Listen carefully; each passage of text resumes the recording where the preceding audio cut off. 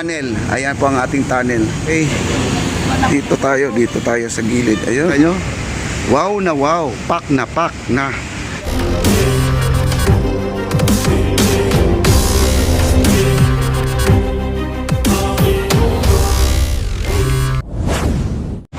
Ito yung panghukay nila guys. Ito. Ito yung panghukay nila. Para itong bilog na binuhat niya, yun ang magbabare na papunta sa lupa. Tapos pag nabutasan na po nila, nakukuha na po nila yung lalim at yung tigas ng lupa, itong tubo ihuhulog na po nila yan. Parang sa LRT1, no, kami po ay nag-cover doon, LRT1 Cavite Extension, kami po nag-cover noon. Ganyan din ang sistema nila, no?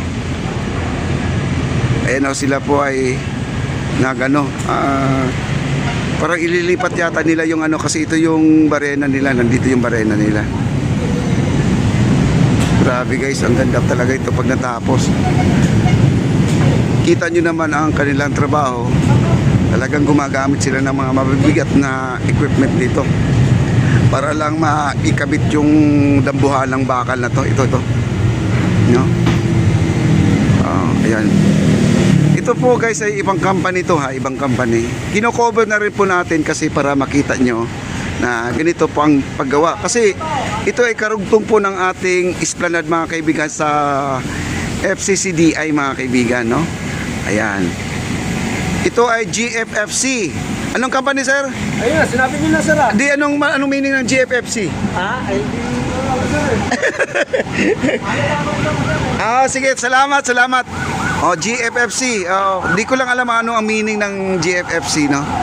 Ayun, ganun lang po yung mga company, guys. Ayan na, nagwe-welding sila.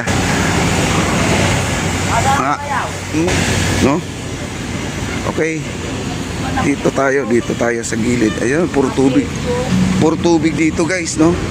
Ito yung daanan ng tao to, no? Itong pintuan na to, kaya baka magtataka kayo, bakit may pintuan dyan?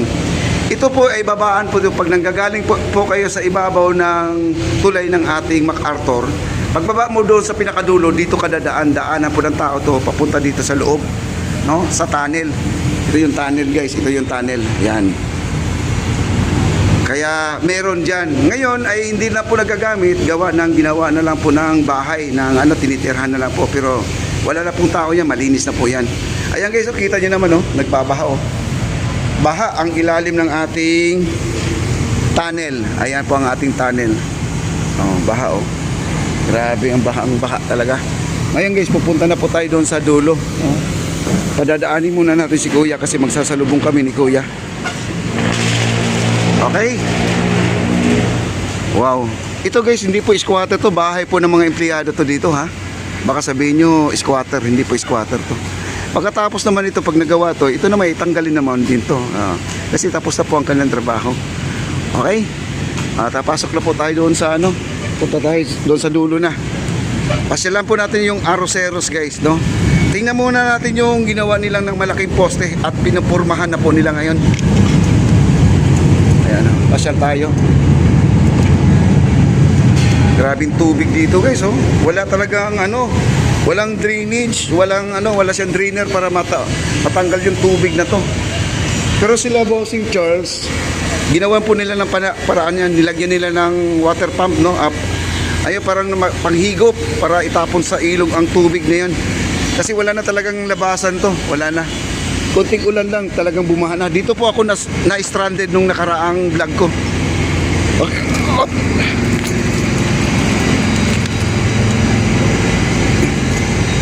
Ayan, dito na po tayo. Ito, mga gamit nila Bossing.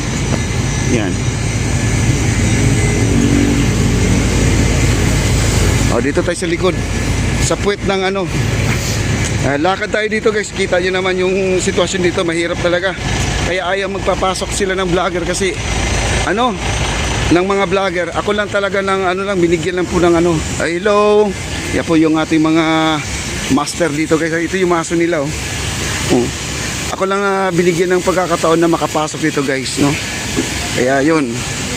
Kaya nag-iingat lang po tayo dito. Ayan po. Ito yung malaking poste guys ang gagawin nila. Ayan na, nag-splice na po sila. No? Nag-splice na sila. Dito sa kabila, ganun na rin. At pinupurmahan na po nila. Kung ano yung ginawa doon sa may sa may Quezon Bridge. Ganito po. Itapos na pala to guys. Yan, tapos na pala to. Idudugtong na lang guys. Idudugtong na lang to. Galing no. Nabuo na kaagad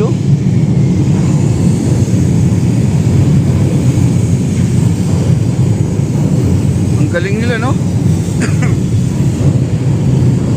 Ayan po, nagbawas na po sila dito.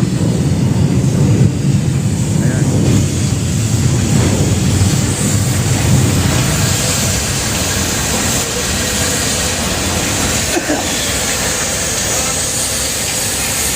Ano yan guys, video patulis. Yung parang ganito. Ayan, yan, ganyan. Ganyan ang itsura para pag nag-welding, pati sa loob, mawi-weldingan. Yun ang mga technique. Yung mga nanonood sa ating vlog mga kaibigan, nakakuha kayo ng idea ha. Ayan sila master nandito. Ayan.